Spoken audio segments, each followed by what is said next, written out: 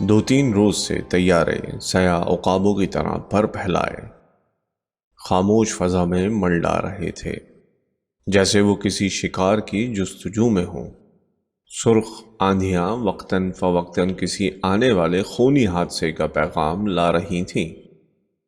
سنسان بازاروں میں مسلح پولیس کی گشت ایک عجیب ہیبت ناک سما پیش کر رہی تھی۔ وہ بازار جو صبح سے کچھ عرصے پہلے لوگوں کے ہجوم سے پر ہوا کرتے تھے، اب کسی نامعلوم خوف کی وجہ سے سونے پڑے تھے۔ شہر کی فضا پر ایک پراسرار خاموشی مسلط تھی۔ بھیانک خوف راج کر رہا تھا۔ خالد گھر کی خاموشی اور پرسکون فضا سے سہما ہوا اپنے والد کے قریب بیٹھا باتیں کر رہا تھا۔ ابا، آپ مجھے اسکول کیوں نہیں جانے دیتے؟ بیٹا، آج اسکول میں چھٹی ہے۔ ماسٹر صاحب نے تو ہمیں بتایا ہی نہیں۔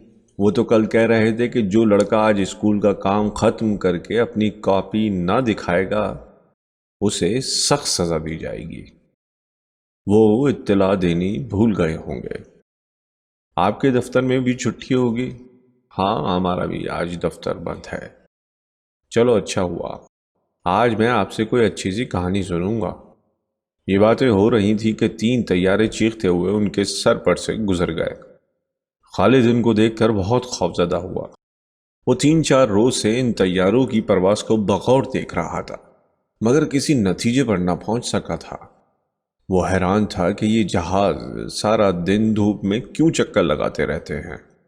وہ ان کی روزانہ نقل و حرکت سے تنگ آ کر بولا، ابا جان، مجھے ان جہازوں سے سخت خوف معلوم ہو رہا ہے۔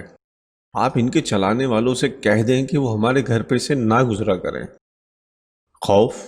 کہیں پاگل تو نہیں ہو گئے خالد؟ ابا، یہ جہاز بہت خوفناک ہیں۔ آپ نہیں جانتے، یہ کسی نہ کسی روز ہمارے گھر پر گولا پھینک دیں گے۔ کل صبح ماما امی جان سے کہہ رہی تھی کہ ان جہاز والوں کے پاس بہت سے گولے ہیں۔ اگر انہوں نے اس قسم کی کوئی شرارت کی تو یاد رکھیں میرے پاس بھی ایک بندوق ہے، وہی جو آپ نے پچھلی عید پر مجھے دی تھی۔ خالد کا باپ اپنے لڑکے کی غیر معمولی جسارت پر ہنسا۔ ماما تو پاگل ہیں، میں اس سے دریافت کروں گا کہ وہ گھر میں ایسی باتیں کیوں کیا کرتی ہے۔ اطمینان رکھو، وہ ایسی بات ہرگز نہیں کریں گے۔ اپنے والد سے رخصت ہو کر خالد اپنے کمرے میں چلا گیا اور ہوائی بندوق نکال کر نشانہ لگانے کی مشق کرنے لگا، تاکہ اس روز جب ہوائی جہاز والے گولے پھینکیں تو اس کا نشانہ خطا نہ جائے اور وہ پوری طرح انتقام لے۔ کاش انتقام کا یہی ننھا جذبہ ہر شخص میں تقسیم ہو جائے۔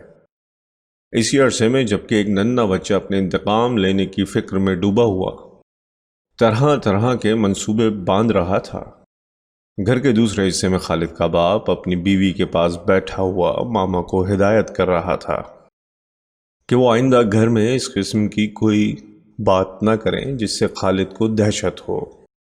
ماما اور بیوی کو اس قسم کی مزید ہدایات دے کر وہ ابھی بڑے دروازے سے باہر جا رہا تھا کہ خادم ایک دہشت ناک خبر لایا کہ شہر کے لوگ بادشاہ کے منع کرنے پر بھی شام کے قریب ایک عام جلسہ کرنے والے ہیں، اور یہ توقع کی جاتی ہے کہ کوئی نہ کوئی واقعہ ضرور پیش آ کر رہے گا۔ خالد کا باپ یہ خبر سن کر بہت خوفزدہ ہوا۔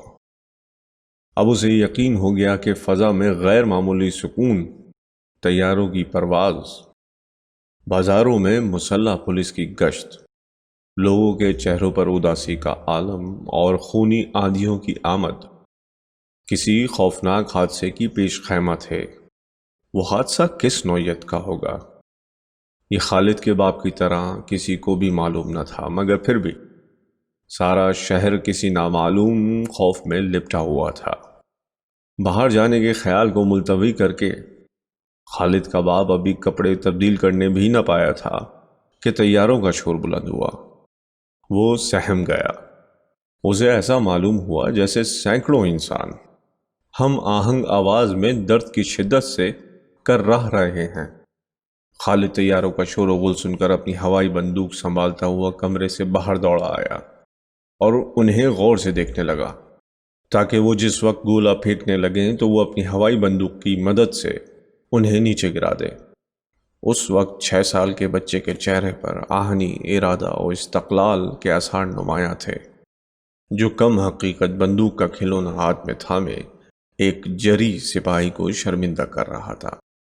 معلوم ہوتا تھا کہ وہ آج اس چیز کو جو اسے عرصے سے خوفزدہ کر رہی تھی مٹانے پر تلا ہوا ہے۔ خالد کے دیکھتے دیکھتے ایک جہاز سے کچھ چیز گری جو کاغذ کے چھوٹے چھوٹے ٹکڑوں کے مشابہ تھی۔ گرتے ہی یہ ٹکڑے ہوا میں پتنگوں کی طرح اڑنے لگے۔ ان میں سے چند خالد کے مکان کی بالائی چھت پر بھی گرے۔ خالد بھاگا ہوا اوپر گیا اور کاغذ اٹھا لایا۔ ابا جی، ماما سچ مچ جھوٹ بک رہی تھی، جہاز والوں نے تو گولوں کے بجائے یہ کاغذ پھینکے ہیں۔ خالد کے باپ نے وہ کاغذ لے کر پڑھنا شروع کیا تو رنگ زرد ہو گیا۔ ہونے والے حادثے کی تصویر اب اسے عیاں طور پر نظر آنے لگی۔ اس اشتہار میں صاف لکھا تھا کہ بادشاہ کسی جلسہ کرنے کی اجازت نہیں دیتا، اور اگر اس کی مرضی کے خلاف کوئی جلسہ کیا گیا تو نتائج کی ذمہ دار خود رعایا ہوگی۔ اپنے والد کو اشتہار پڑھنے کے بعد اس قدر حیران و پریشان دیکھ کر خالد نے گھبراتے ہوئے کہا، اس کاغذ میں یہ تو نہیں لکھا کہ وہ ہمارے گھر پر گولا پھینکیں گے؟ خالد، اس وقت تم جاؤ اپنی بندوق کے ساتھ کھیلو۔ مگر اس پر لکھا کیا ہے؟ لکھا ہے کہ آج شام کو ایک تماشا ہوگا۔ خالد کے باپ نے گفتگو کو مزید طول دینے کے خوف سے جھوٹ بولتے ہوئے کہا، تماشا ہوگا؟ پھر تو ہم بھی چلیں گے نا۔ کیا کہا؟ کیا اس تماشے میں آپ مجھے نہ لے چلیں گے؟ لے چلیں گے، اب جاؤ، جا کر کھیلو۔ کہاں کھیلوں؟ بازار میں آپ جانے نہیں دیتے۔ ماما مجھ سے کھیلتی نہیں۔ میرا ہم جماعت طفیل بھی تو آج کل یہاں نہیں آتا۔ اب میں کھیلوں تو کس سے کھیلوں؟ شام کے وقت تماشا دیکھنے تو ضرور چلیں گے نا۔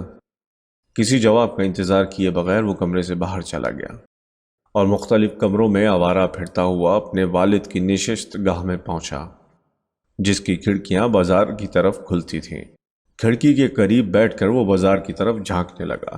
کیا دیکھتا ہے کہ بازار میں دکانیں تو بند ہیں مگر آمد و رفت جاری ہے۔ لوگ جلسے میں شریک ہونے کے لیے جا رہے تھے۔ وہ سخت حیران تھا کہ 2-3 روز سے دکانیں کیوں بند رہتی ہیں۔ اس مسئلے کے حل کے لیے اس نے اپنے ننھے دماغ پر بھتیرا زور دیا مگر کوئی نتیجہ برآمد نہ کر سکا۔ بہت غور و فکر کے بعد اس نے یہ سوچا کہ لوگوں نے اس تماشا دیکھنے کی خاطر جس کے اشتہار جہاز بانٹ رہے تھے دکانیں بند کر رکھی ہیں۔ اب اس نے خیال کیا کہ وہ کوئی نہایت ہی دلچسپ تماشا ہوگا جس کے لیے تمام بازار بند ہیں۔ اس خیال نے خالد کو سخت بے چین کر دیا اور وہ اس وقت کا نہایت بے قراری سے انتظار کرنے لگا جب اس کا ابا اسے تماشا دکھلانے کو لے چلے۔ وقت گزرتا گیا۔ وہ خونی گھڑی قریب تر آتی گئی۔ سپہر کا وقت تھا۔ خالد، اس کا باپ اور والدہ صحن میں خاموش بیٹھے ایک دوسرے کی طرف خاموش نگاہوں سے تک رہے تھے۔ ہوا سسکیاں بھرتی ہوئی چل رہی تھی۔ تڑ تڑ تڑ تڑ تڑ۔ یہ آواز سنتے ہی خالد کے باپ کے چہرے کا رنگ کاغذ کی طرح سفید ہو گیا۔ زبان سے بمشکل اس قدر کہہ سکا، گولی۔ خالد کی ماں فرط خوف سے ایک لفظ بھی منہ سے نہ نکال سکی۔ گولی کا نام سنتے ہی اسے ایسے معلوم ہوا جیسے خود اس کی چھاتی میں گولی اتر رہی ہے۔ خالد اس آواز کو سنتے ہی اپنے والد کی انگلی پکڑ کر کہنے لگا، ابا جی چلو چلیں، تماشا تو شروع ہو گیا ہے۔ کون سا تماشا؟ خالد کے باپ نے اپنے خوف کو چھپاتے ہوئے کہا، وہی تماشا جس کے اشتہار آج صبح بانٹ رہے تھے۔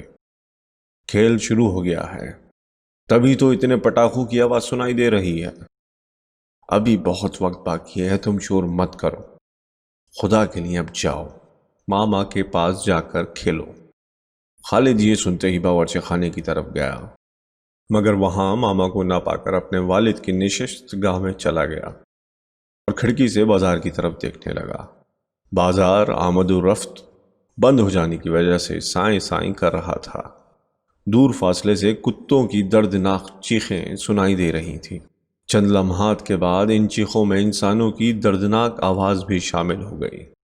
خالد کسی کو کرہاتے ہوئے سن کر بہت حیران ہوا۔ ابھی وہ اس آواز کی جستجو کے لیے کوشش ہی کر رہا تھا کہ چوک میں اسے ایک لڑکا دکھائی دیا جو چیختا چلاتا بھاگتا چلا آ رہا تھا۔ خالد کے گھر کے عین مقابل وہ لڑکا لڑکھڑا کر گرا اور گرتے ہی بے ہوش ہو گیا۔ اس کی پنڈلی پر ایک زخم تھا جس سے فواروں خون نکل رہا تھا۔ یہ سما دیکھ کر خالد بہت خوفزدہ ہوا، بھاگ کر اپنے والد کے پاس آیا اور کہنے لگا، ابا بازار میں ایک لڑکا گر پڑا ہے، اس کی ٹانگ سے بہت خون نکل رہا ہے۔ یہ سنتے ہی خالد کا باپ کھڑکی کی طرف گیا اور دیکھا کہ واقعی ایک نوجوان لڑکا بازار میں اوندھے منہ پڑا ہے۔ بادشاہ کے خوف سے اسے جرأت نہ ہوئی کہ اس لڑکے کو سڑک پر سے اٹھا کر سامنے والی دکان کے پٹڑے پر لٹا دے۔